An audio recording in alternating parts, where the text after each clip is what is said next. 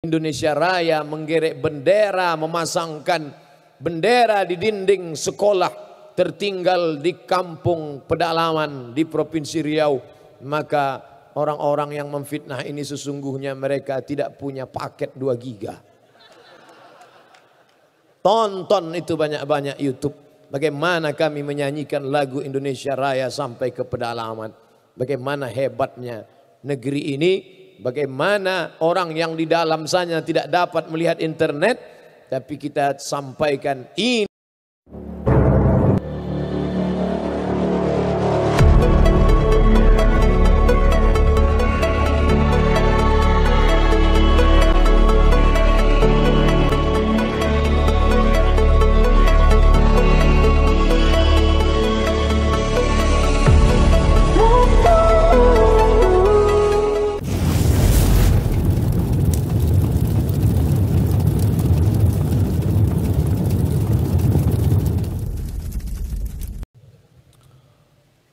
Saya datang ke Jakarta, sampai di Jakarta melihat kali. Di sebelah kanan saya Pak Usman Sabta, lebih ganteng yang asli. Selama ini melihat di TV saja.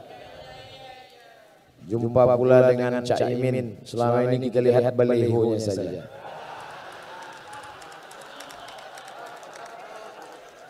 Jumpa pula dengan Bapak Dr. Zulkifli Hasan.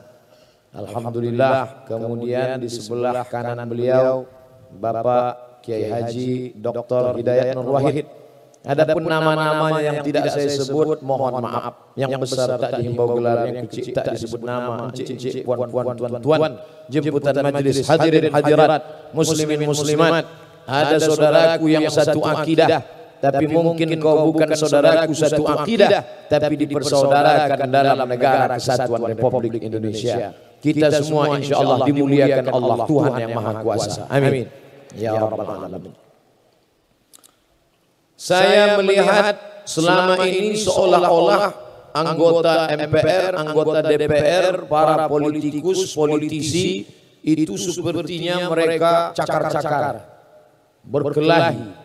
Tapi ternyata begitu bertemu langsung tadi, Masya Allah, tidak lagi terlihat berasal dari partai yang mana, dari golongan yang mana, semuanya seperti bersaudara. Karena kita dipersatukan oleh merah putih. Di sebelah kanan saya tadi ada Dr. Hidayat Nur Wahid. Di sebelah kiri ada saudara saya Bapak Masinton Pasari. Padahal jauh sekali bedanya.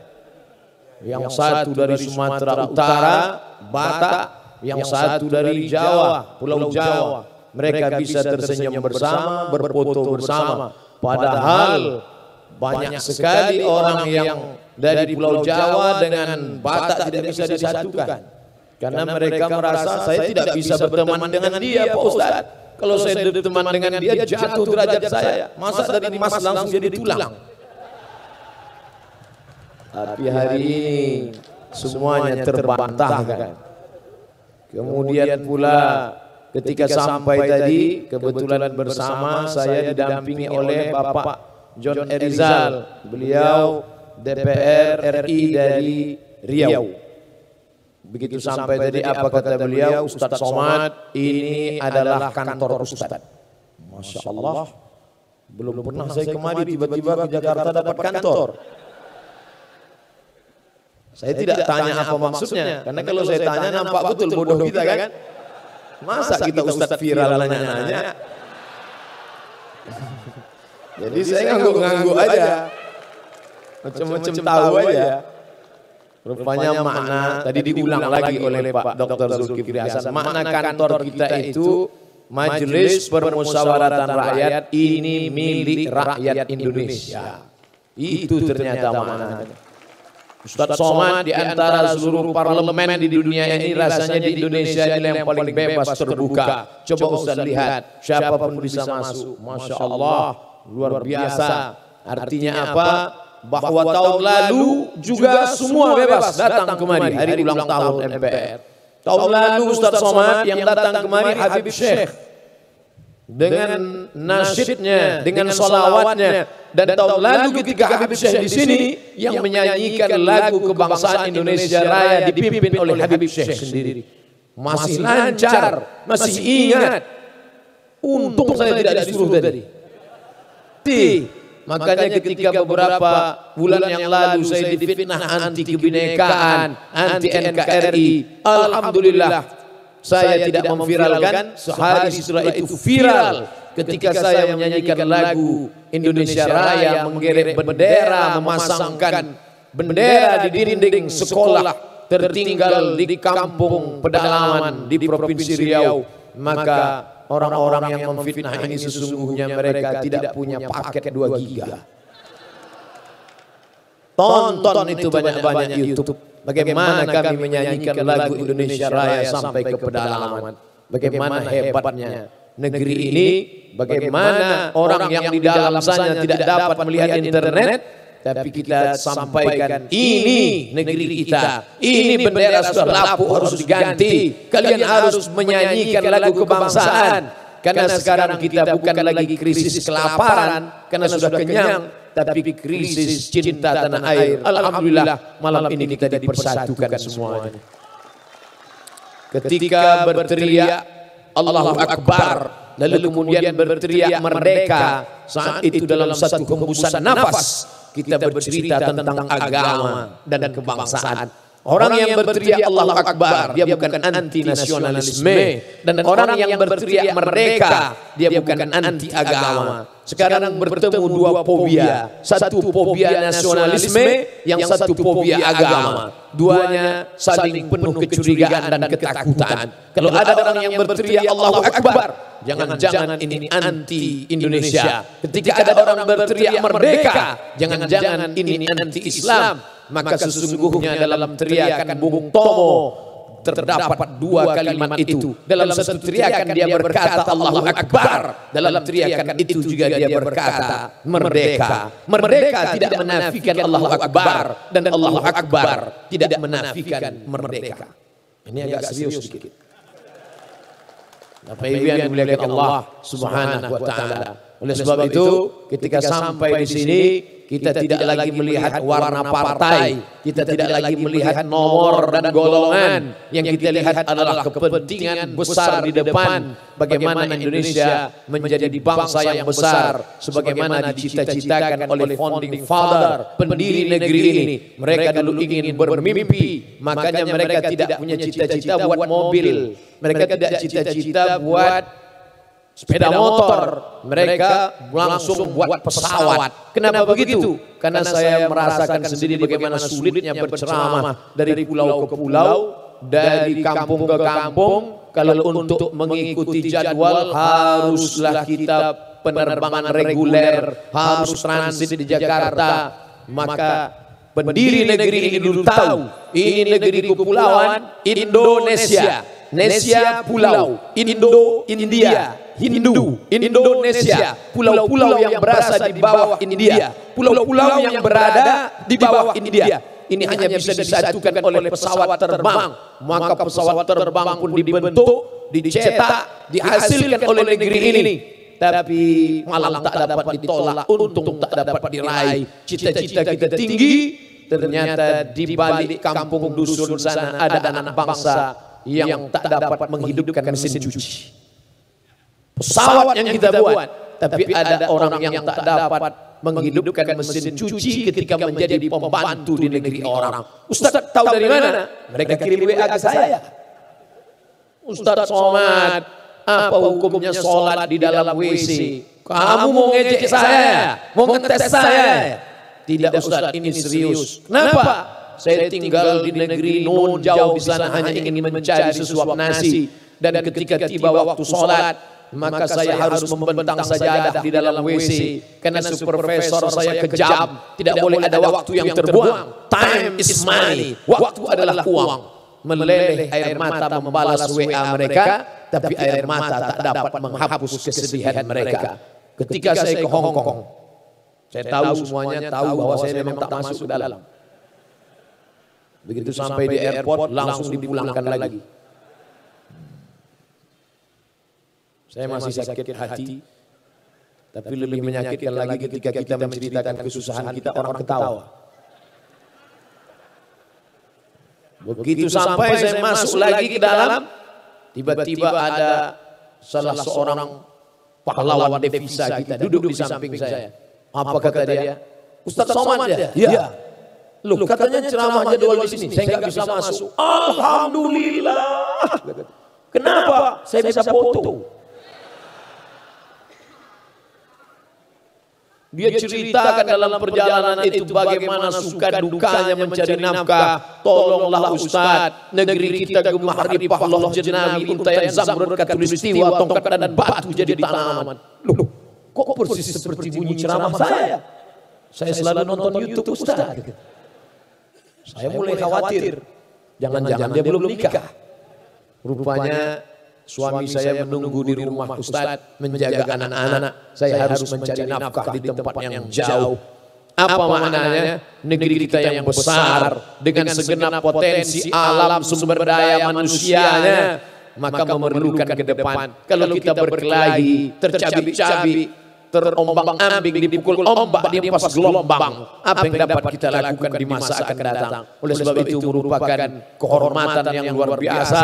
Saya diundang di hadapan para pimpinan MPR, para anggota legislatif, di hadapan masyarakat, di hadapan saudara seakidah, sebangsa setanah air. Maka ini kebahagiaan yang luar biasa. Tidak disetting, tidak dibuat-buat, tidak direncanakan. Setiap datang tuduhan bertubi-tubi, 2 hari setelah itu pasti Allah Ta'ala menggantinya dengan ganti yang luar biasa. Dulu saya dituduh anti NKRI, sehari setelah itu langsung diundang oleh Mabes TNI. Viral. Saya dituduh tidak termasuk dalam 200 ustadz yang direkomendasi. Sehari setelah itu langsung diundang oleh Hakim Agung. Padahal saya tidak pernah minta undang, diam-diam saya SMS WA, tidak ada. Begitu juga dengan ini.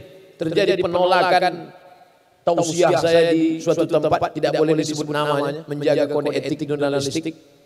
Lalu kemudian saya diundang hari ini. Dan saya memang menunggu momen foto-foto dengan pimpinan MPR ini. Cuman saya nggak minta. Saya nggak minta apa foto Pak. Tentu kita jaga image kan. Makanya begitu tadi mereka mengatakan foto Pak Ustadz, dalam hati saya, ini yang kita tunggu-tunggu. Masya Allah, luar biasa. Aku tak pernah mencari engkau, engkau tak pernah mencari aku. Allah yang mempertemukan kita. Oleh sebab itu maka kebahagiaan yang luar biasa malam ini. Di mana-mana saya tausiah 60 menit sesuai yang tertulis di botol 600 ml. Sengaja tulisannya dilepas biar saya tidak melihat dan disediakan 2 gelas. Masya Allah. Dan ada bisik-bisik tadi TV One memang beda. Malam ini kita direkam dan akan disiarkan. Siaran tunda, Ustadz harus bicara 75 menit. Lama juga ini dalam hati saya.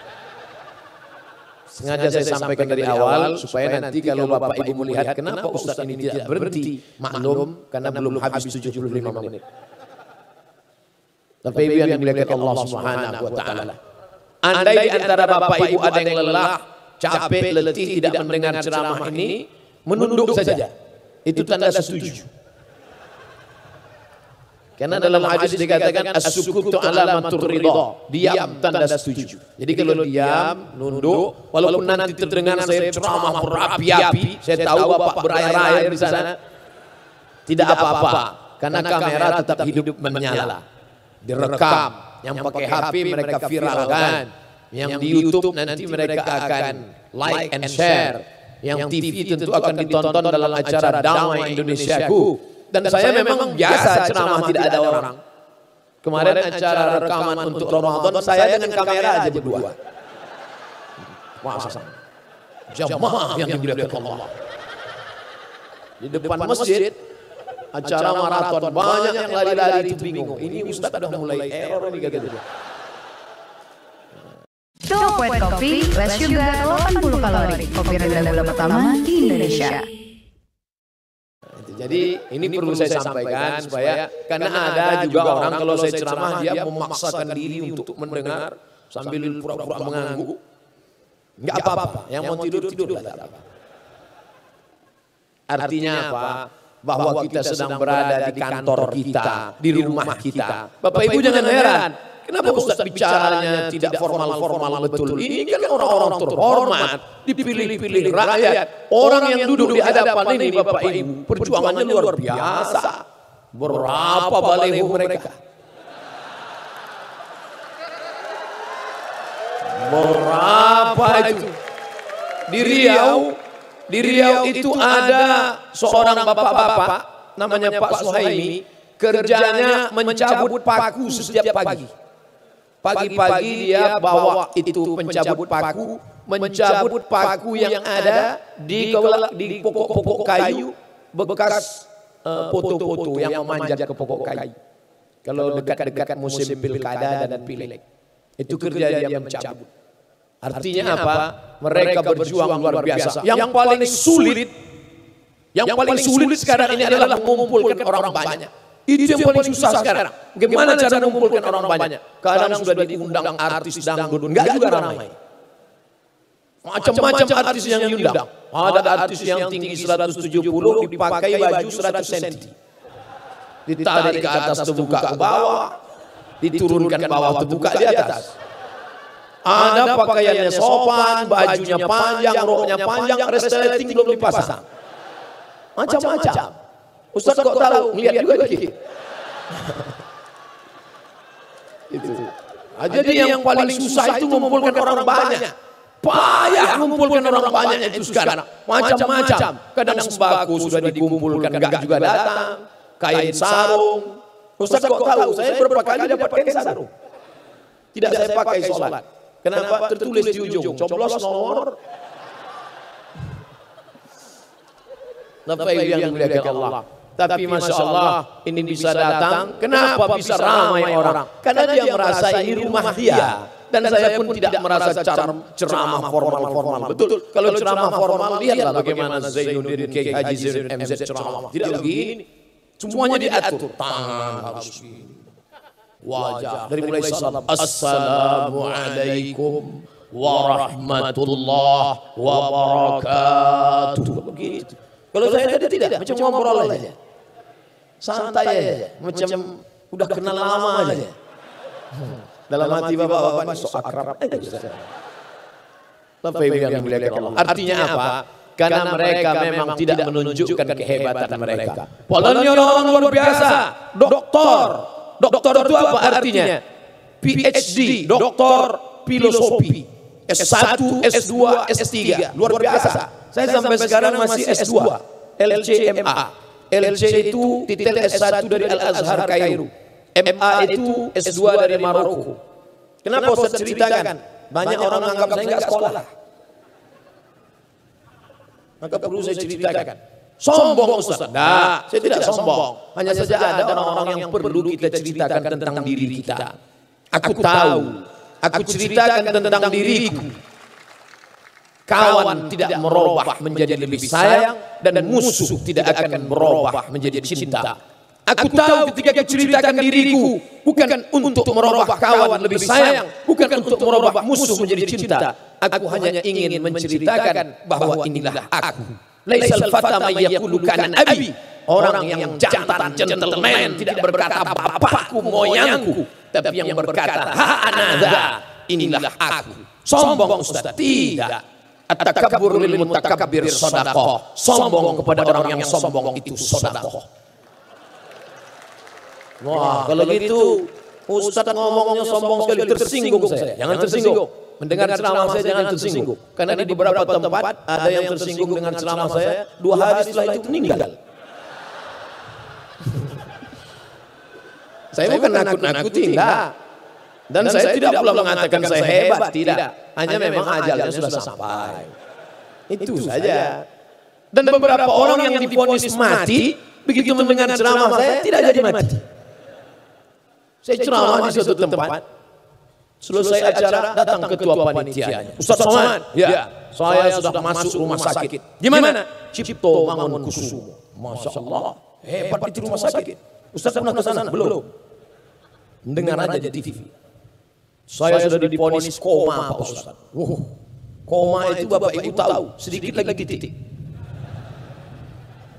Koma itu bunyinya belum panjang, masih ada putus-putusnya. Titik, titik, titik, itu koma. Kalau titik itu panjangnya. Titik. Koma dia. Datang dokter mengatakan, bawa ini pulang ke rumah. Istri menangis. Orang kampung sudah tak ada harapan. Bawa pulang ke rumah. Tiba-tiba sebelum dicopot itu alat-alat di ruang ICU itu, tiba-tiba dia tersadar, terbangun dan terduduk dari kursi itu. Sadar dia sehat, dokter heran. Dokter nanya, Bapak kok tiba-tiba sehat? Apa yang Bapak lihat dalam koma itu? Apa kata dia? Saat saya koma itu, tiba-tiba ada seseorang datang dan bertanya kepada saya, kapan tabligh akbar? Maka saya tersentak, terbangun. Saya punya utang harus buat tabligh akbar. Dokter nanya, yang datang itu siapa? Ustaz Somad. Dibentuknya tim panitia tabligh akbar. Selesai acara, saya percaya nggak percaya, saya datangi dia. Apa betul Bapak mengalami begini-begini? Betul Pak Ustaz. Jadi yang datang waktu koma itu memang betul-betul saya. Memang Ustaz. Bukan yang lain. Bukan yang lain. Lama saya berpikir. Padahal saya nggak ada mendatangi dia. Kenapa saya bisa datang saat dia koma? Lalu saya tanya dia perlahan-lahan. Bapak sebelum tidur dengar ceramah siapa? Ceramah Ustaz. Pagi kalau mau berangkat ke tempat kerja dengar ceramah saya. Ceramah Ustaz. Sampai di tempat kerja kalau ada waktu luang dengar ceramah saya. Ceramah Ustaz. Baru saya paham. Rupanya saat kita koma mau sakaratul maut, apa yang selalu kita dengar, apa yang selalu kita lihat, apa yang selalu kita pikirkan, itulah yang akan datang ketika kita sedang koma. Makanya hati-hati yang selalu nonton sinetron Korea. Kira-kira siapa yang datang waktu koma itu? Hati-hati yang hobi Bollywood. Kalau yang senang artis yang selalu solawat yang cantik itu nggak apa-apa, karena masih solawat isinya. Kalau ada bapak yang senang itu nanti waktu koma nyanyi.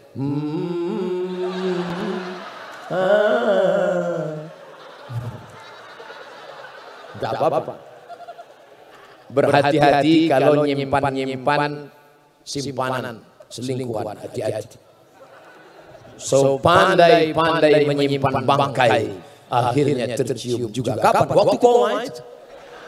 Mantan. Gitu. Saya bukan nakut-nakuti, lah. Cuma sekedar ngasih tahu aja. Bapak Ibu yang dimuliakan Allah. Oleh sebab itu, pikirkanlah tentang Allah, pikirkanlah tentang umat, pikirkanlah tentang bangsa. Betapa indahnya saat kita koma, apa yang keluar dari mulut kita? Bangsa Indonesia. Bangsa Indonesia. Itu kalau direkam viral itu. Anggota MPR berada di ruang ICU membisikkan bangsa. Bangsa. Oh, luar biasa itu. Tapi bayangkan kalau ada di antara bapak dan ibu sedang terbujur kaku, yang keluar dari mulutnya apa? Kiau racun kucing garong. Cinta satu malam. Kabigaji kabigam coach kotai. What can I do for you? No woman no cry. Yang nyanyi nggak paham, yang dengar nggak paham. Dua-duanya sama-sama ngangguk. Entah apa yang diangguk kan? Artinya apa? Apa yang kita sering pikirkan, apa yang kita sering perjuangkan, itulah yang akan menyertai kita sampai akhir hayat kita. Mudah-mudahan kita selalu memikirkan yang baik-baik saja insyaallah.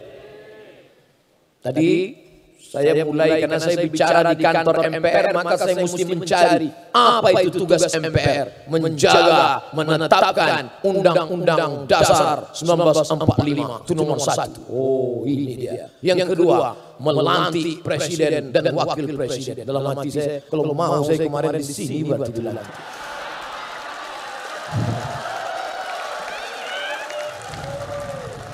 Banyak orang khawatir kalau saya ceramah. Kalau saya pergi ceramah, dihadang, nggak boleh datang. Untuk apa? Menghadang saya itu untuk apa? Saya tidak mau. Untuk apa? Ketika saya berkata, perjuangkanlah ini dengan tanda tanganmu, perjuangkan kebaikan dengan kekuasaan. Disangka orang saya mau mengiklankan diri saya. Enggak mas, saya enggak mau. Saya hanya ingin menjelaskan kepada umat bahwa kalau kau ingin berbuat sesuai dengan apa yang kau bisa. Kalau engkau bisa sebagai guru TK, ya kau didik anak-anak di sana. Jangan sepelekan guru TK. Kenapa Ustaz tahu guru TK itu hebat? Saya diundang ke TK dan tidak ada satu anak TK mau mendengar. Berikut ini kami panggil Al-Mukarram Haji Abdul Somad LCMA, Ustadz yang sedang kondang saat ini, kata gurunya. Anak-anak itu tidak ada satupun yang mendengar. Saya pun naik ke atas. Assalamualaikum warahmatullah. Satu pun nggak ada yang jawab. Bingung saya. Situlah baru saya tahu guru TK itu luar biasa.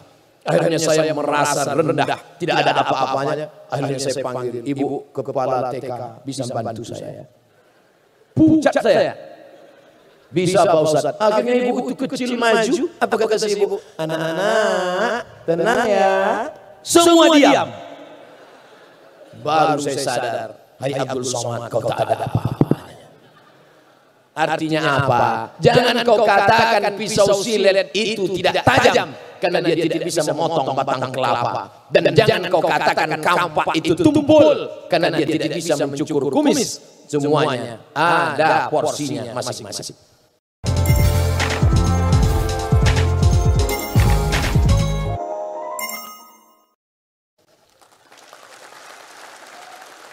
Kami nggak nangkap Pak Ustaz, makanya minum. Orang kalau kurang cairan, dehidrasi payah mendengar ceramah. Semua kita punya porsi masing-masing. Saya bukan politisi, saya bukan politikus. Saya akademisi, intelektual, ustadz. Saya menjelaskan tentang agama saya. Saya menjelaskan tentang rahmatan lil alamin. Oleh sebab itu maka ketika saya berbicara tentang kekuasaan, tentang Islam, tentang hebatnya politik, maka saya tidak mengiklankan diri saya. Oleh sebab itu jangan khawatir saya akan bangkit. Saya sudah lama tegak berdiri. Tapi saya katakan sampai akhir hayat saya ingin menjadi ustadz. Ini ceramah ini tidak tahan lama. Paling-paling 10 tahun ini menggelegar. Sekarang masih kuat lagi. Allahu Akbar. Tapi 10 tahun lagi begitu ditarik Allah. Jadi 10 tahun lagi Ustaz mau ngapa? Saya akan mengaji di dekat rumah saya. Duduk tenang, saat itu 20-30 tahun akan datang. Sekarang umur 41, walaupun banyak yang mengatakan 27. 30 tahun lagi saya tidak lagi bisa tausiah. Saya akan duduk di dekat rumah, anak-anak keliling akan datang membaca Quran. Ustaz tidak khawatir mereka nanti akan mengejek Ustaz. Saya tidak ragu. Kalau mereka ejek-ejek, Ustaz, saya tidak akan marah. Kenapa? Mata saya sudah rabun. Tidak bisa melihat mereka. Nanti kalau mereka ribut Pak Ustaz ngajar ngaji mereka ribut di sana. Saya tidak akan ambil pusing. Telinga saya sudah tuli. Saya tidak dengar ributan mereka. Tapi saya tidak ingin sunyi di tengah keramaian. Saya ingin menikmati hidup. Saya datang ke rumah salah seorang guru besar di bulan suci Ramadan. Ingin menyenangkan hatinya. Ingin melihat bagaimana dia di bulan suci Ramadan. Meleleh air matanya. Anakku, aku ramai dulu. Tapi sekarang aku sunyi di tengah keramaian. Dulu yang selalu datang sekarang tak lagi datang. Dulu yang mengantarkan aku sekarang sudah pergi menjauh. Anak-anak bapak mana? Sibuk dengan istri dan menantu-menantu. Anakku sayang, tapi menantuku itu yang kurang ajar. Cucu bapak mana? Sibuk dengan gadgetnya. Tak ada mereka menjenguk bapak. Ada, dijenguknya aku akhir pekan. Tapi kami duduk, apa namanya? Silent generation. Cucuku sibuk tertawa sendiri. Menantuku pula sibuk dengan WA-nya, anakku pula sibuk dengan selfie-nya. Tinggallah aku menonton berita. Apa yang Bapak lihat? TV One memang beda. Untung masih engkau ada di sana anak, dalam acara Damai Indonesia. Masih terhibur aku melihat engkau di sana. Kau adalah salah satu muridku. Padahal saya tak tamat di sekolah itu. Sekarang banyak orang ngaku saya muridnya. Artinya apa? Bahwa ada masanya kita sunyi di tengah keramaian.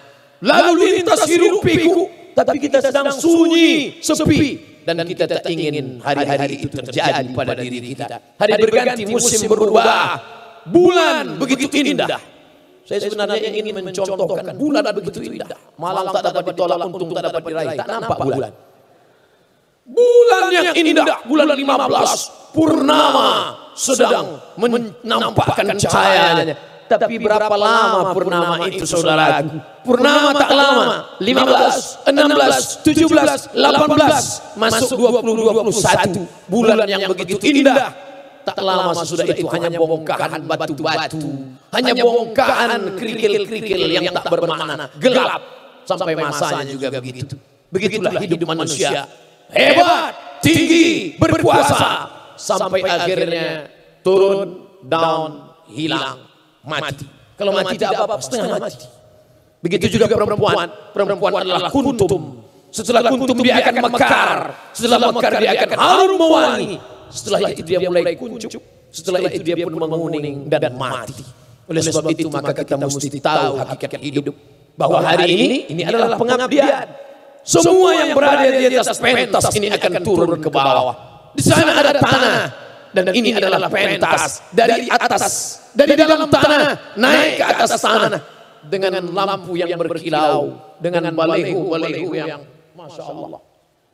Kenapa gambar saya tidak ada? Rupanya ada. Ada. Kenapa khawatir? Jangan takut, jangan cemas. Saya bisa mengatakan itu karena saya sudah pastikan memang ada di belakang. Masya Allah, tabarakallah. Tapi sampai masanya semua yang berdiri di pentas ini akan turun. Protokol pertama membuka. Setelah itu dia berhenti. Protokol yang pertama membuka. Setelah itu dia turun ke bawah. Setelah itu naik ananda kita, qori kita, Masya Allah. Setelah itu tak lama dia pun turun ke bawah. Setelah itu Bapak Ketua naik ke atas dengan pantunnya. Dengan tepuk tangan yang nampaknya terlalu dipaksakan. Lalu kemudian mereka pun turun ke bawah. Sampai masanya Ustaz Abdul Somad dengan limit waktu yang sudah ditetapkan. Abdul Somad hanya 75 menit. Lebih daripada itu, awas. Begitulah agaknya ajal sudah ditetapkan Allah. 75 menit, lebih dari itu. Habis. Maka Abdul Somad hanya tegak. Setelah itu selesai. Adakah orang yang mau bertahan di sini? Begitu acara selesai, panitia menutup, tiba-tiba tetap bertahan. Bapak enggak pulang. Saya ingin kekal abadi selamanya di sini. Tidak ada.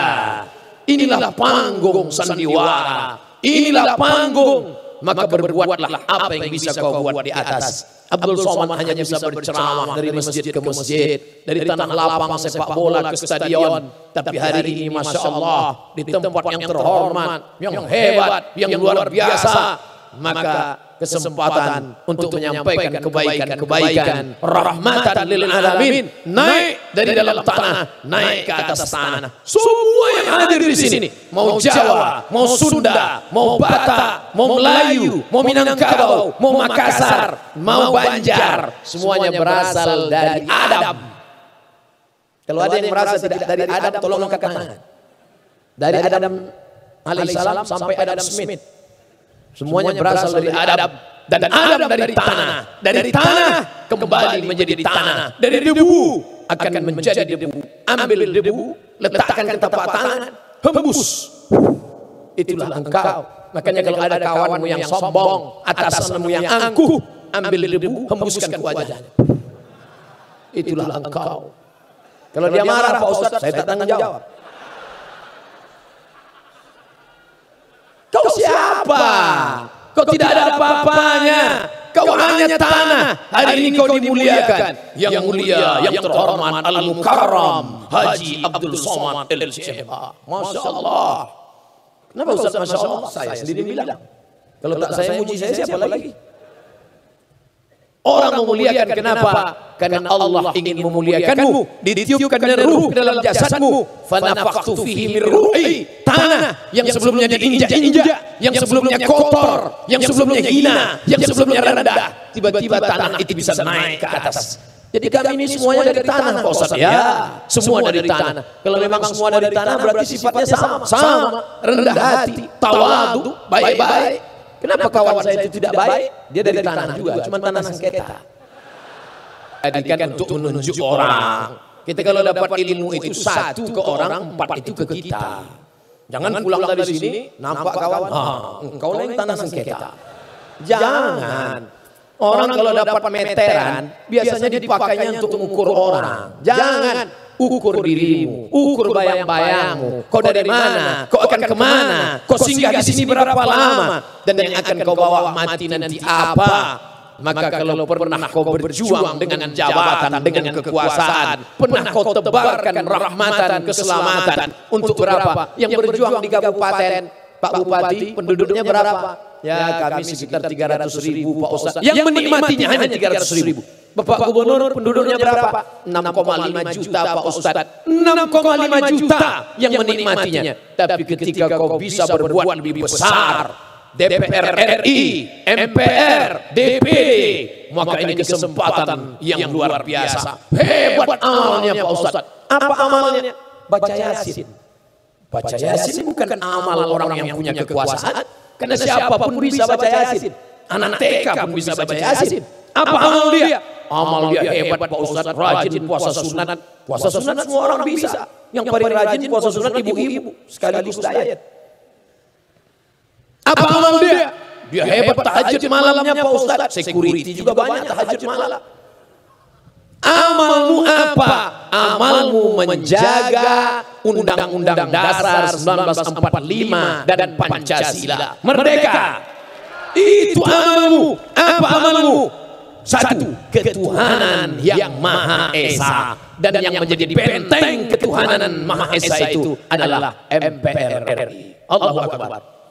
Tidak ada yang bisa menggeser ketuhanan yang Maha Esa. Ada yang cemas akan bangkit komunis, akan bangkit ateis, akan bangkit orang yang tidak bertuhan. Insya Allah selama MPR dengan orang-orang yang percaya kepada Tuhan tidak akan bangkit itu komunis. Banyak yang mencemaskan komunis. Saya tidak cemas sedikit pun saya tidak cemas. Kenapa? Yang berada di atas ini orang-orang yang komitmen dengan ketuhanan yang Maha Esa. Tapi tadi ketika saya duduk, saya ditinggalkan oleh mereka.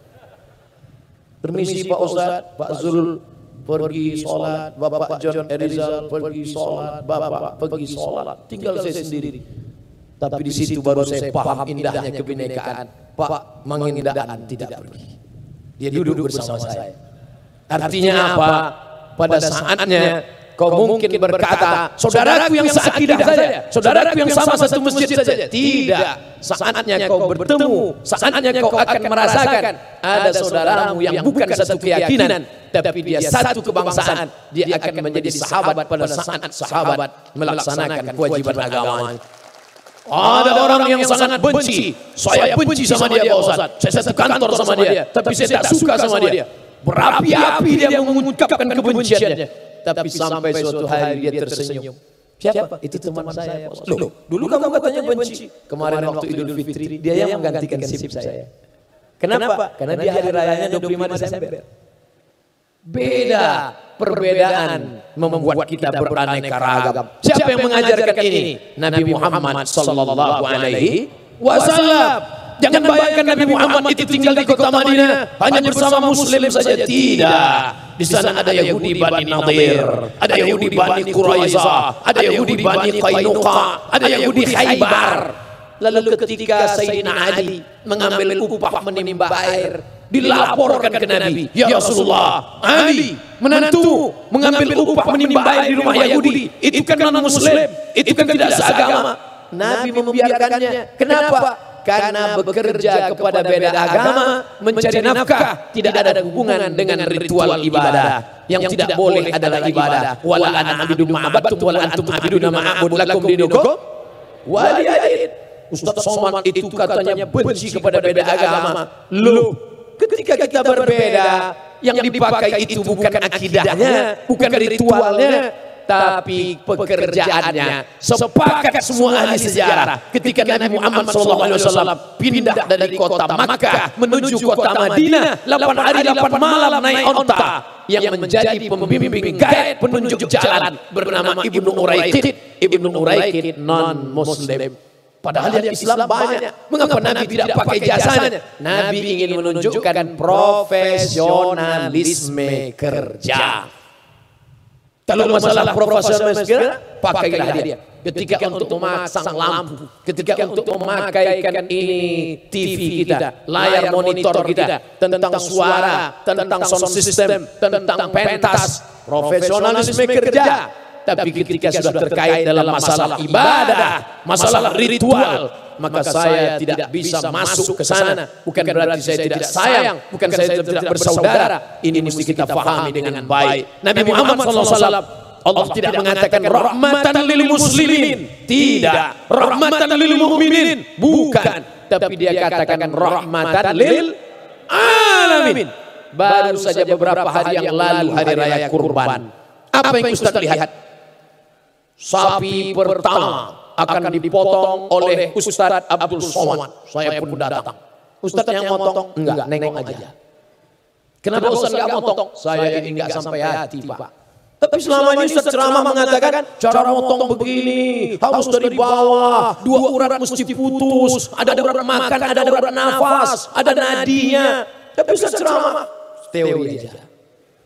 Saya enggak berani motong ini, Pak. Yang motong itu harus yang ahli, yang pandai memotong, Pak. Dia yang punya ilmunya. Saya nggak ngerti. Saya tidak bisa motong ini. Tapi kalau sudah dipotong, tak sampai hati pula untuk membiarkannya. Artinya apa? Dia mengerti, dia paham. Maka datang tukang potong. Bismillah. Atas nama Allah, wallahu akbar, Allahu akbar, Allahumma taqabbal min fulan bin fulan, terimalah dari fulan bin fulan. Kata Nabi, idza dzabhtum fa ahsinul dzabha. Kalau kau menyembelih, tajamkan pisaunya. Sakit hati, marah karena ayam sering masuk rumah, lalu ditusuk dengan kuku yang tajam, enggak boleh. Marah sama kambing, kambing selalu ngacau, selalu merusak, maka nanti awas akan kupotong kau pakai pisau tumpul. Gak boleh. Diambil tulang iga, dipotongkan ke leher ayam, haram. Islam mengajarkan tajamkan pisaunya, dan menajamkan pisau tidak boleh di depan mata kambing. Datang seorang Arab Badui, dia ambil kambing, dia jatuhkan ke tanah, dia asak mata pisau di depan mata kambing. Nabi marah. Aturidu minta mau tatin. Apakah kau mau buat kambing ini mati berkali-kali? Apa maknanya? Menteror kambing saja tidak boleh, apalagi menteror anggota legislatif. Enggak boleh. Menteror kambing saja tidak boleh, apalagi menteror ustaz. Gitu caranya, jangan sebut ustaz duluan. Bapak Ibu yang dimuliakan Allah Subhanahu wa taala, apalagi kalau sampai ibu-ibu menteror bapak-bapak. Kita paham bapak kerja, sidang, luar kota, meninjau, reses segala macam. Itu harus paham. Mas, awas kalau lama-lama. Oh jangan. Ini tugas negara.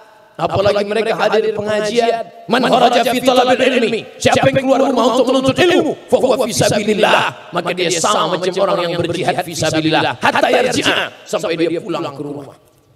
Tapi jangan disalahgunakan, nanti pulang jam 3. Assalamualaikum Bapak. Waalaikumsalam. Di mana? Jihad. Dengan siapa? Ustaz Somad. Kalau memang betul sama Ustaz, mana buktinya? Ini videonya.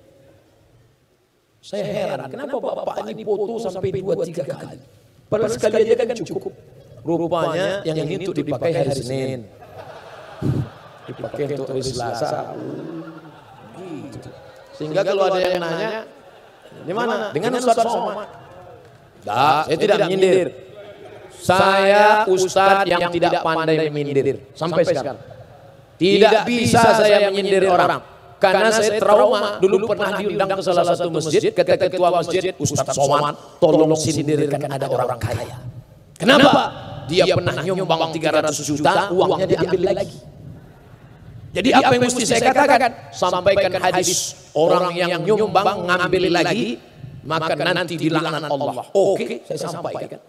Al-aidu ila hibatihi, orang yang nyumbang ngambil lagi sedekahnya, kal kalbil ladzi ya'udu ila qaihi, seperti anjing yang menjilat muntahnya. Selesai acara, mohon maaf Pak Ustaz, yang disindir enggak datang. Sejak itu saya enggak mau sindir-sindir. Saya mau to the point aja. Oleh sebab itu maka jangan tersinggung. Kalau kebetulan sama, ya senasib aja. Bapak Ibu yang dimuliakan Allah Subhanahu wa taala. Untuk apa kita bicara harus diatur, harus begini, harus begitu? Enggak, saya lepas aja. Makanya banyak juga orang yang dengar ceramah saya, dia bukan mau mencari pelajaran, kira-kira kapan dia salah. Enggak bakalan ketemu. Orang saya udah latihan. Kapan dia nyebut nomor, kapan dia nyebut partai, kapan dia nyebut orang. Enggak bakalan saya sebutkan. Andai pun saya sebutkan, habis itu saya klarifikasi. Mohon maaf atas kekeliruan ini. Dengarkanlah yang baik-baik. Khudz ma safa da'ma kadar. Ambil yang jernih, buang yang keruh. Maka ketika ada diberikan Allah kesempatan untuk beramal, beramallah. Tentu sesuai. Kalau semut amalnya, ya bawa 1 butir gula. Semut hitam, bawa 1 gula. Tapi kalau engkau seekor gajah, ya bawalah 1 batang kayu balak yang besar. Sesuai dengan kemampuanmu. Gajah engkau, ya bawa balak besar. Semut engkau, bawa 1 butir gula. Tapi kalau ada gajah bawa gula, keterlaluan. Gajah apa namanya itu? Gajah fakir. Gajah bakhil. Oleh sebab itu, saya enggak paham bahasa Ustaz. Memang Ustaz internasional itu agak susah dipahami. Saudara yang dimuliakan Allah Subhanahu wa taala, sampai masanya kita akan menghadap Allah. Saat itu kawan sahabat luar biasa. Saya beberapa kali protokol memanggil, berikut ini kami panggilkan Ustaz 1 juta viewer kata dia. Itu saya luruskan. Kamu kalau bicara hati-hati. Walaupun kita kawan akrab, kalau keliru harus saya luruskan. Apa kamu katakan tadi? 1 juta viewer. Salah saya bilang. 1 juta follower. Salah saya bilang. Instagram saya 4 juta sekarang. Apa yang dimuliakan Allah Subhanahu wa taala? Artinya apa? Yang 4 juta itu kalau saya mati, kira-kira ada enggak yang mau nemani agak semalam? Enggak ada. Kawan tertawa banyak, kawan tersenyum banyak, tapi saat meneteskan air mata, tak banyak yang bisa bersama dengan kita. Tapi insya Allah yang hadir malam ini, kalau dapat berita Abdul Somad mati, semuanya akan mengirimkan Al-Fatihah insya Allah. Tengok, banyak yang semangat kan? Belum mati aja kita udah amin kata dia. Begitu cinta mereka. Cak Imin insya Allah akan buat tahlil 7 hari 7 malam. Menangis juga Cak Imin meneteskan air mata. Kenapa? Kenapa Ustaz ke rumah dulu maunya ceramah baru meninggal? Kita tidak pernah sedih. Kenapa orang beriman tak pernah sedih? Karena niatnya pasti sampai. Innamal a'malu binniyat. Niat pasti sampai. Makanya siapa yang niat tahajud malam ini, ternyata bangunnya pas azan subuh, dia dapat pahala tahajud. Makanya sebelum tidur malam niat tahajud. Bangunnya pas azan subuh dapat pahala tahajud. Tapi nanti malam begitu. Tiap malam. Tiap malam. Ini sekali-sekali oke. Kalau kita malaikat tentu komplain juga. Ya Allah ini tiap malam begini. Kasih juga dia surga yang kosong. Memang surga juga tapi kosong. Kosong pun jadilah Pak Ustaz daripada masuk neraka. Tentu kita melihat tidak begitu. Idza sa'altumullah, kalau kau minta kepada Allah, fas'alul firdaus. Kalau minta sama Allah jangan yang pinggiran. Kalau minta itu target utama, minta itu yang atas. Minta ya Allah, masukkan aku dalam jannatul firdaus. Begitu. Targetnya harus 100. Bahwa dapat 10, ya enggak apa-apa. Jangan 10, dapatnya 1. Target tertinggi. Oleh sebab itu maka ketika kita menargetkan amal saya harus banyak, jangan ada yang kosong hampa daripada amal. Siapa lagi amal yang paling banyak kalau bukan orang-orang yang mewakili rakyat. Maka ketika dia bisa memperjuangkan ketuhanan yang Maha Esa, dijaga umat ini dari ateis, dijaga dari LGBT, tidak ada agama yang bertuhan. Hindu, Buddha, Kristen, Katolik, satupun agama yang bertuhan tidak ada yang membenarkan itu. Tapi ketika itu bisa dipertahankan, diperjuangkan, selamat anak bangsa, maka ini perjuangan yang luar biasa. 73 tahun kita merdeka, masih tetap bertahan ketuhanan yang Maha Esa. Apakah masih bertahan besok lusa? Tidak ada kepastian. Semuanya tergantung hari ini apa yang kita lakukan. Masya Allah, tabarakallah, umat Islam ramai. Hari besar non-muslim di tempat yang lain ramai. Artinya apa? Orang masih bertuhan. Orang masih percaya kepada Allah. Orang masih memegang sila pertama, ketuhanan yang Maha Esa. Siapa yang menjadi bentengnya? Siapa yang menjadi pemerakarsanya? Siapa yang menjadi security-nya? Siapa yang menjadi benteng pertahanannya? Kita berdoa MPR, orang-orang yang mengemban ini tetap istiqomah sampai akhir hayat insyaallah. Tapi tentu kita tidak lagi tinggal di kerajaan Sriwijaya, Majapahit, kami di Riau, Kerajaan Siak Sri Indrapura, Nangro Aceh Darussalam dengan putra mahkota. Sekarang tidak. Sekarang kita pakai sistem demokrasi. Suara terbanyak, suara Tuhan. Suara yang paling banyak, suara yang benar. Oleh sebab itu maka tidak boleh ada anak bangsa yang golput. Setuju? Tidak boleh. Dia harus memilih. Gunakan suaramu. Dalam ujung jarimu kau bisa menunjukkan kekuasaan. Satu batang lidi tidak bisa buat apa-apa. Botol yang dia usir patah. Tapi kalau sapu lidi yang besar, jangankan botol, maling dia pukul mati kontan. Apa maknanya? Suara-suara kebaikan, orang-orang baik, orang-orang bertuhan harus memilih orang yang bertuhan. Kenapa? Karena orang yang berhantu tidak akan mungkin memilih bertuhan. Sekarang di zaman edan banyak orang yang tidak bisa membedakan mana Tuhan, mana hantu. Tuhan. Maka yang bertuhan, yang berketuhanan yang Maha Esa harus bersuara, harus memilih. One man, one vote. Satu orang, satu suara. Begitu saya sebut food, datang langsung datang food. Food ini makanan. Food kaki. Tapi yang saya maksud adalah VOTE. Food. One man, one vote. Satu orang, satu suara. One man, one choice. Satu orang, satu pilihan. Gunakan telingamu. Dengar baik-baik. Siapa dia? Bagaimana track recordnya? Bagaimana program kerjanya? Gunakan matamu. Pandang baik-baik. Lihat wajahnya, lihat gambarnya. Kira-kira sama antara wajahnya dengan gambarnya? Saya tidak menunjuk gambar yang lain, gambar saya aja. Kalau sama, pilihlah dia. Berarti tidak ada pencitraan di antara dia. Apa maknanya? Integritas, kejujuran, kerja, perbuatan, amal, bukan NATO. No action talking only. Ini Ustaz Somad ngomong no action talking only, nampaknya dia terus yang ngomong dari tadi. Ada orang-orang yang memang disuruh ngomong. Siapa contohnya? Guru, dosen, ustadz, khotib. Maka khotib jangan sampai dikatakan no action talking only. Nanti dia naik ke atas, nggak ngomong, ya nggak ada khutbah Jumat. Tapi ada orang yang nggak boleh ngomong. Dia tidak boleh ngomong, dia harus kerja. Siapa itu? Tukang. Tukang nggak boleh ngomong. Kalau ada tukang di rumah ibu nggak boleh ngajak dia bicara, ngobrol. Itu batu nggak jalan-jalan. Maka penggunaan kata ini harus pada tempatnya. Nah, parlemen diambil dari kata parler. Parler artinya bicara. Orang Prancis menyebut parler. Saya tidak bisa bicara Prancis. Saya bisanya bicara Inggris dan Arab. Je ne parle pas français, parle anglais arabe. Parler artinya bicara. Parlemen, orang yang dipilih untuk bicara.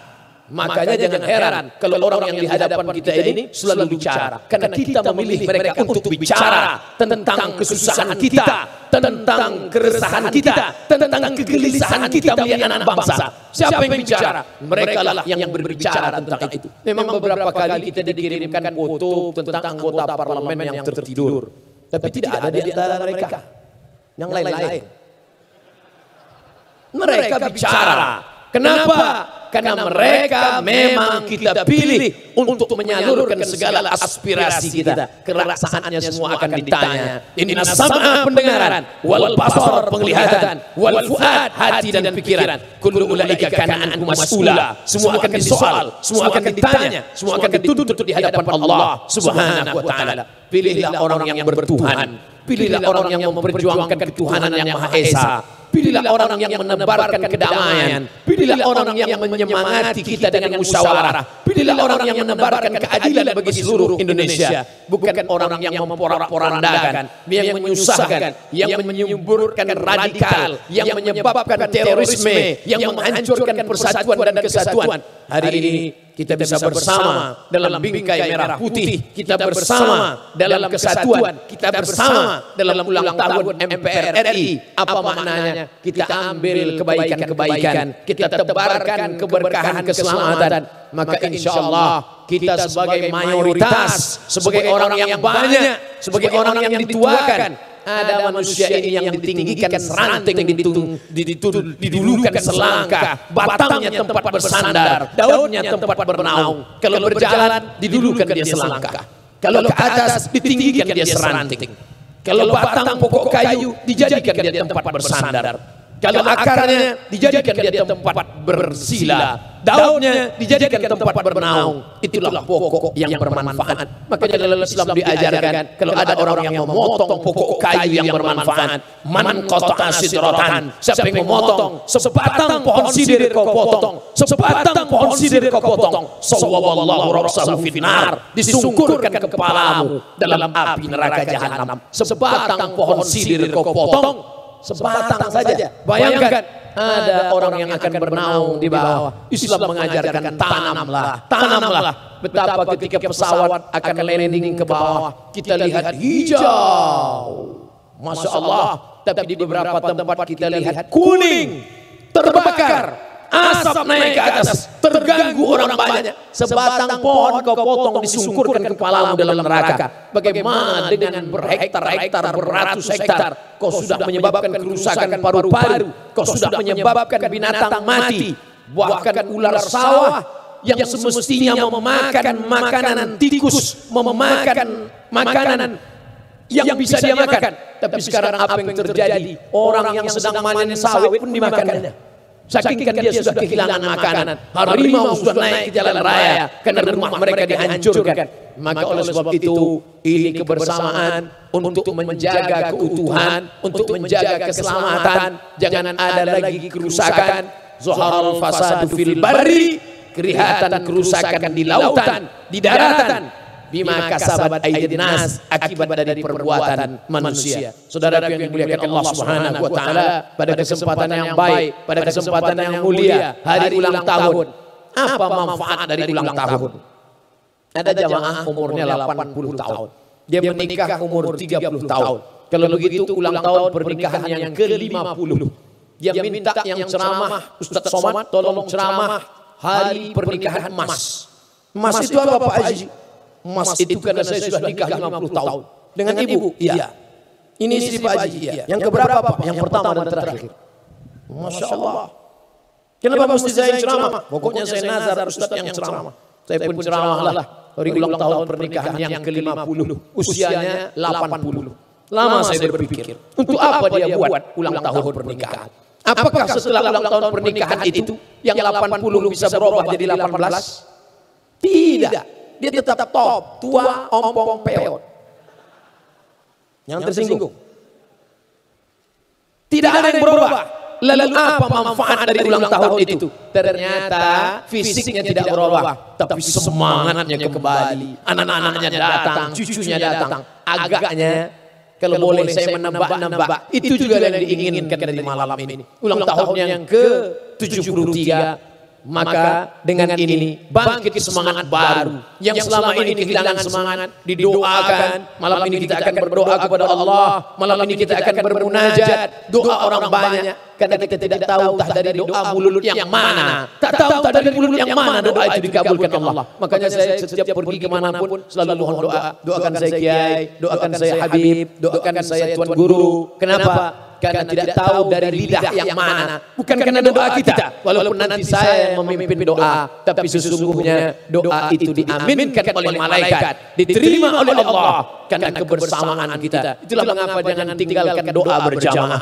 La yajtami' malaun, sekelompok orang berkumpul, fayad'u ba'dhum, berdoa satu orang, wa yu'minu sa'iruhum, diaminkan yang lain. Illa ajabahumullah, Allah mengabulkan doa mereka. Kemarin jamaah haji mau pergi ke Makkah.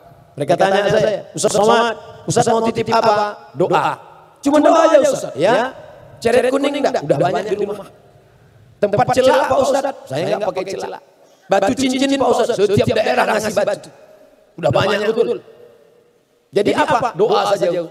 Doa apa yang Ustaz mintakan? Satu saja. Matikan Ustaz Somad dalam husnul khotimah. Oh kalau itu ringan Pak Ustaz. Begitu juga dengan jamaah. Jamaah yang ramai ini, bapak-bapak, pemimpin yang adil, ibu-ibu membesarkan anak soleh, solehah, adik-adik yang menghafal Al-Quran. Saya tak minta doa banyak, satu saja, matikan Ustaz Somad dalam husnul khatimah. Jangan sekarang. Kita masih banyak program lagi. Kalau bisa setelah pilpres lah baru mati. Bukan untuk saya, untuk bapak ibu juga. Untuk umat ini, apa kata Nabi? Seandainya engkau punya doa makbul, doa makbul dijamin diterima, garansi. Tapi doanya cuma satu, jangan minta istri solehah, karena yang dapat menikmatinya hanya engkau saja. Kawan-kawanmu cuma ngences nengoknya.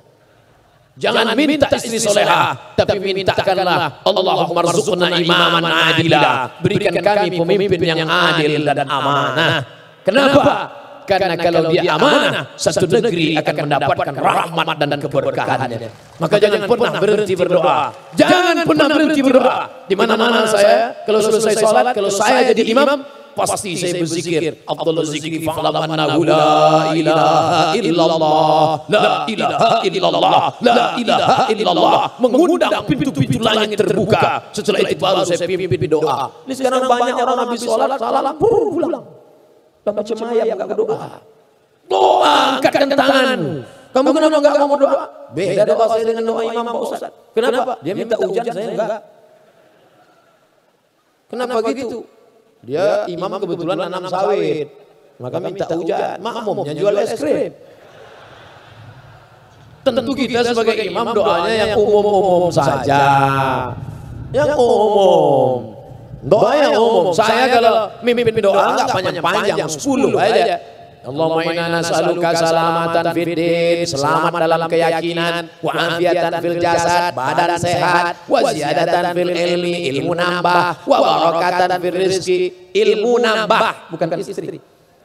Wa barakatan fil rizki, berkah rezeki, wa taubatan qabla al-maut, taubat sebelum mati, wa rahmatan indal maut, rahmat ketika mati, wa maghfiratan ba'dal maut, dapat ampunan sesudah mati. Allahumma hawwin alaina fi sakaratil maut, dapatkan ringan waktu sakaratul maut, wa najatan minan nar, selamat dari api neraka, wal afwa indal hisab, dimaafkan ketika amal dihisab. Rabbana atina, selesai. Karena saya pernah juga ada acara. Kebetulan yang baca doa diundang dari Jakarta. Saya lihat jam setengah jam dia bawa. Pertama jamaah semangat semua. Lama-lama turun bawah. Udah Pak Imam udah gak tahan lagi. Nabi kalau berdoa tangannya ke atas. Gini Nabi kalau doa. Ini ada orang sekarang berdoa tangan di paha. Orang kalau berdoa tangannya di paha itu artinya terserah Allah mau ngasih enggak apa-apa lah. Ya enggak bisa gitu. Kita doa terus yakin. Dan doa enggak boleh dikapling. Ini ada orang doa kapling. Orang Arab jahiliyah, orang Arab Quraisy, orang Arab waktu itu di zaman Nabi. Dia doanya Arab Badui ini. Dia doa, Allahumma rahamni wa Muhammadan wa la tarham ma'ana ahadan. Ya Allah rahmati aku dan Muhammad, yang lain jangan. Enggak bisa. Makanya jangan berdoa, ya Allah rahmatilah kami, hanya komisi kami dan partai kami saja. Gak bisa. Walaupun kita berbeda, tapi kita minta menebarkan segala doa. Bahkan ikan-ikan memintakan ampun. Hatta al-hutu fil bahri, ikan-ikan yang di lautan memintakan ampun pada orang yang mengajak kebaikan. Wal namlatu fi juhriha, semut-semut di dalam sarang memintakan ampun kepada orang yang berbuat baik. Maka siapapun kita menebarkan kebaikan, mintakan doa apapun doanya, mintakan kepada Allah. Hanya saja kalau bisa doa itu yang difahami. Saya tidak mengatakan yang nggak paham bahasa Arab, ya silakan doa. Ustaz kalau doa pakai bahasa Indonesia, iya. Tapi Ustaz lama di Arab, kadang-kadang pakai bahasa Arab juga. Lama Ustaz di Arab. Di Mesir 4 tahun, di Maroko 2 tahun.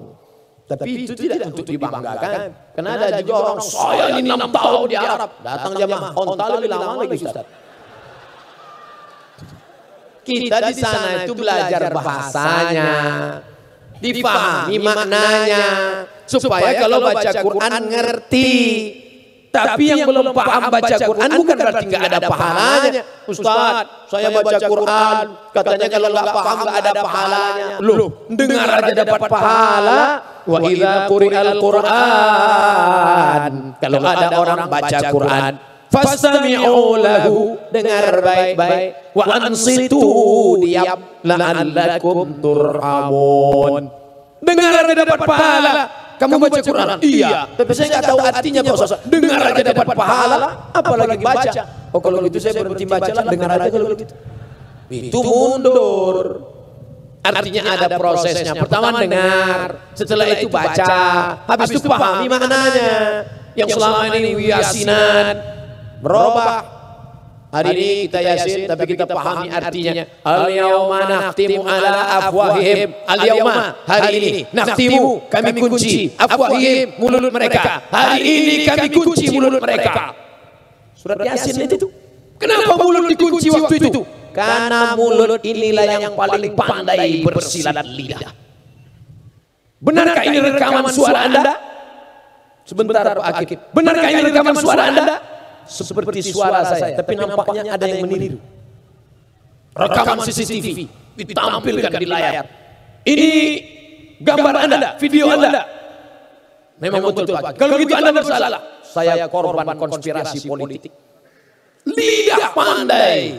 Tapi saatnya nanti, al-yawma nakhtimu ala afwahihim. Lalu yang bicara siapa? Wa tukallimuna aydihim. Tangan akan bicara. Siapa yang akan menjadi saksi? Wa tashhadu arjuluhum. Kaki akan bersaksi. Bima kanu yaksibun. Itulah maka disuruh baca Yasin. Baca Yasin saat orang meninggal dunia enggak salah, tapi pahami maknanya. Baca Yasin saat pindah rumah baru enggak salah, tapi pahami maknanya. Hari ini masih baca Yasin, silakan. Seumur hidup baca Yasin masalah. Memangnya Allah enggak menurunkan surat yang lain? Apalagi kalau bacanya cepat-cepat. Ujung-ujungnya aja. Turja'un. Fayakun. Oleh sebab itu Al-Quran diturunkan Allah banyak, kita ambil pelajaran, setelah itu berdoa. Wa kana Anas ibnu Malik, Anas bin Malik, idza khatamal Quran, kalau dia sudah menghatamkan Al-Quran, jama'a ahlahu wa auladahu, dikumpulkannya anaknya, dikumpulkannya istrinya bersama keluarga, wada'a, dan dia berdoa. Itulah dalil doa bersama-sama. Maka silakan doa bersama. Saya Pak Ustaz enggak mau doa bersama. Nanti setelah doa bersama kamu doa sendirian lagi. Karena antara doa kamu dengan doa saya kan beda. Kalau saya doanya minta anak soleh karena sudah menikah. Kalau kamu doanya kan minta istri. Mudah-mudahan yang belum menikah dipertemukan Allah dengan jodoh yang baik-baik. Yang bilang amin yang belum menikah. Ini yang sudah nikah. Amin. Minta doa kepada Allah Subhanahu wa taala. Pak Ustaz, doa itu mesti disuarakan atau enggak? Ya doa disuarakan. Yang satu enggak mau. Untuk apa kita bersuara berdoa? Karena Allah tahu apa yang ada dalam hati kita. Allah enggak perlu engkau dengarkan. Tidak perlu kau perdengarkan suaramu. Allah bukan tuli, Allah bukan peka. Lalu doa kuat itu untuk apa? Untuk dirimu sendiri, untuk menanamkan keyakinan pada dirimu. Itu fungsi doa. Ini banyak yang berdoa saya lihat mulutnya diam. Tak apa yang dimintakan. Ya Allah, sebenarnya banyak yang ku mintakan padamu, tapi rasanya tak perlu ku sebutkan satu persatu karena ku yakin kau tahu yang ku mau. Ya, mintakan untuk mensugestikan dalam diri kita, membangkitkan semangat kita. Tapi jangan terlalu detail. Dalam doa terlalu detail. Ya Allah, ini mau jual tanah, panjangnya 25 kali 30. Sebelah kanan dengan Pak Ketua MPR, sebelah kiri DPR, depan jalan raya harga masih nego. Yang terlalu detail. Dan khusus untuk ibu-ibu, kalau doa itu bersifat pribadi, apalagi doanya di masjid, jangan kuat-kuat nanti dengan kawan sebelah. Ya Allah, suamiku sering keluar kota, apalagi musim reses, aku khawatir dia punya simpanan. Kata kawan, sama siapa? Nah, sebab itu gerak-gerakkan aja mulut. Kalau ada yang nanya, nanti doa apa? Mau tahu aja. Orang yang tidak mau berdoa, sombong, angkuh. Nabi Muhammad SAW yang dijamin Allah, wala saufa yu'tika rabbuka fatarda, apapun yang kau mau akan kuberi ya Muhammad, apa yang kau mau akan kuberi. Tapi dia tetap berdoa. Ini orang tidak mau berdoa, sombong. Orang yang tidak mau berdoa itu angkuh. Ente enggak berdoa? Enggak Pak Ustaz. Kenapa enggak berdoa? Yang lama aja belum dikabulkan, ngapain nambah yang baru? Astagfirullahaladzim. Aku tidak tahu doaku diterima atau tidak, kata Sayyidina Umar bin Khattab. Tapi aku terus berdoa. Kenapa? Karena aku yakin doa itu adalah ibadah. Dengan berdoa kita tidak akan menjadi orang sombong. Kalau berhasil, kita tidak akan bangga karena ada campur tangan Tuhan di dalamnya. Kalau kita gagal, kita tidak akan stres, depresi, stroke, mati. Kenapa? Karena kita berkata skenario rencana Tuhan lebih indah dari yang aku pikirkan. Selalu bersandar kepada Allah. Kalau kau sedang di atas, tempelkan keningmu ke lantai. Bersujud bersimpuh kau rendah di tanah. Kau sedang down, jatuh, maka kau naik ke atas, tegakkan kepalamu, angkat tanganmu, Allahu Akbar. Tidak ada kecuali dua. Karena sampai masanya kita akan tu'izzu man tasha, naik ke atas, wa tudhillu man tasha, jauh ke bawah. Kalau kau sedang di atas, tempelkan keningmu ke lantai di tengah malam. Kenapa mesti ke lantai Pak Ustaz? Bentuk menempelkan kening ke lantai, menunjukkan kehadapan Allah. Aku hina, aku rendah, aku tidak ada apa-apa. Ini yang berani megang kening saya ini cuma dua orang. Satu anak saya, kedua tukang pangkas. Itu cuma yang berani. Oh ada satu lagi, kemarin waktu mau buat paspor, tukang pas foto. Kanan Pak, kiri dikit, kurang ke belakang, lama-lama ke depan dia. Tapi ketika sholat, kau tempelkan kening ini ke lantai. 7 ujung, 7 anggota sujud mesti menempel. 2 ujung kaki, 2 lutut, 2 tapak tangan, 1 kening.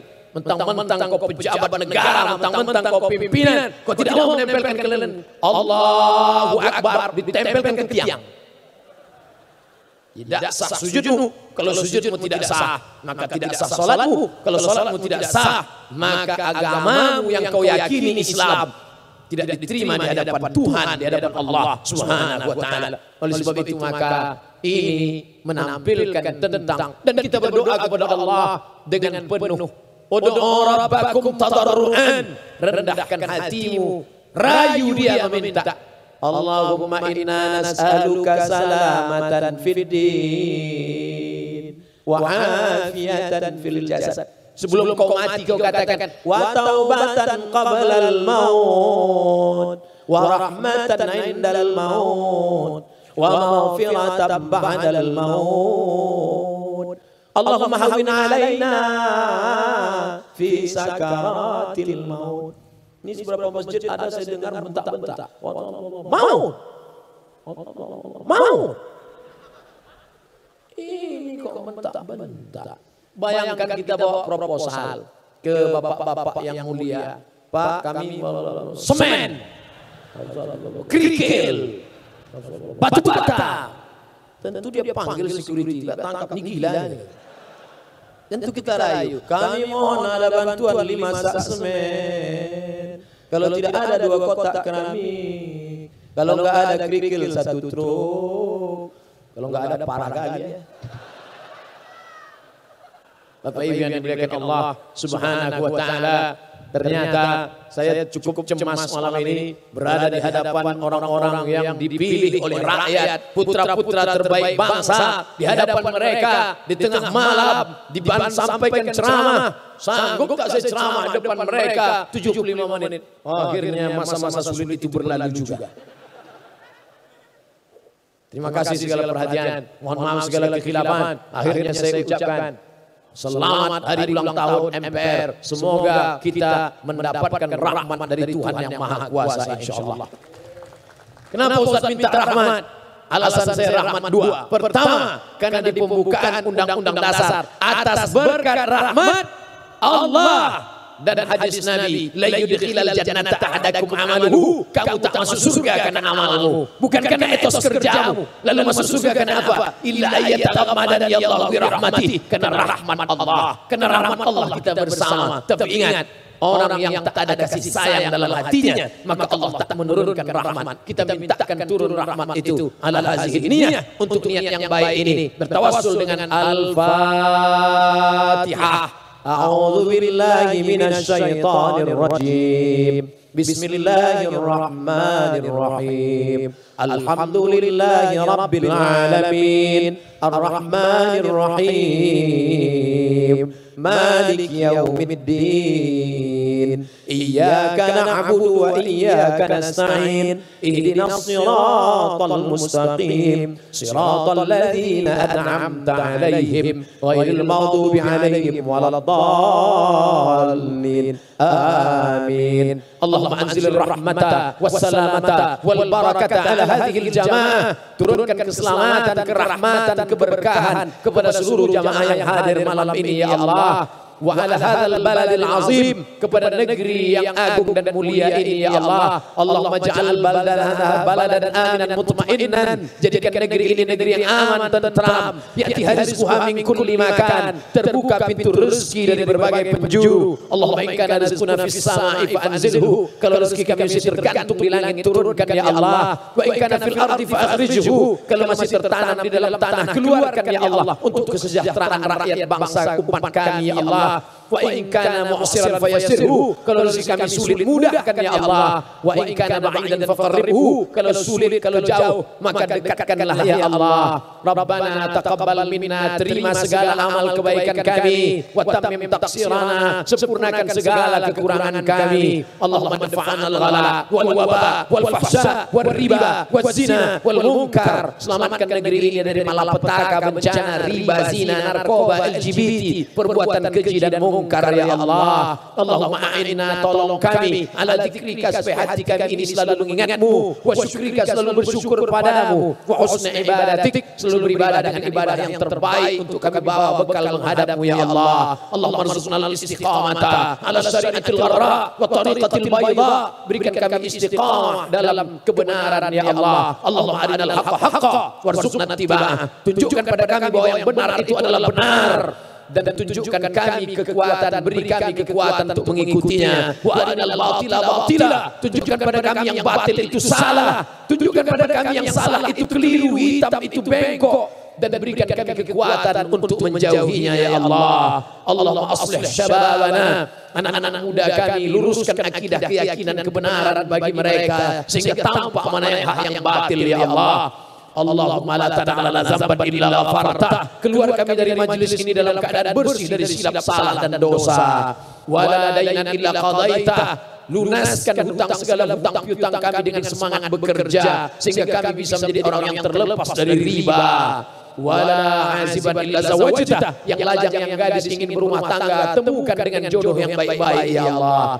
Wala raghiban illa anjabtah, yang ingin punya anak, berikan anak yang saleh dan salihah, min hufazil Quran wal hafizat, menjadi anak-anak yang penghafal Quran, sehingga ketika kami mati mereka yang membisikkan ke telinga kami la ilaha illallah Allahumma ja'alna ruhama fima bainana, jadikan kami orang-orang yang berkasih sayang di antara kami. Allahumma ja'alna rahmatan lil alamin, jadikan kami menjadi orang-orang yang menjadi rahmat bagi semesta alam, bukan menjadi laknat dan duka cita dan nestapa bagi makhluk hamba-hambamu ya Allah. Allahumma akhtim lana bi husnil khatimah wa la takhtim alaina bi su'il khatimah. Allahumma ja'al akhir kalamina inda intihai ajalina qawla la ilaha illallah Muhammadur Rasulullah sallallahu alaihi wasallam. Rabbana atina fid dunya hasanah wa fil akhirati hasanah wa qina adzabannar. Wa sallallahu ala sayyidina wa maulana Muhammad wa ala alihi wa sahbihi wasallam. Walhamdulillahi rabbil alamin. Taqabbalallahu minkum minna wa minkum taqabbal ya karim.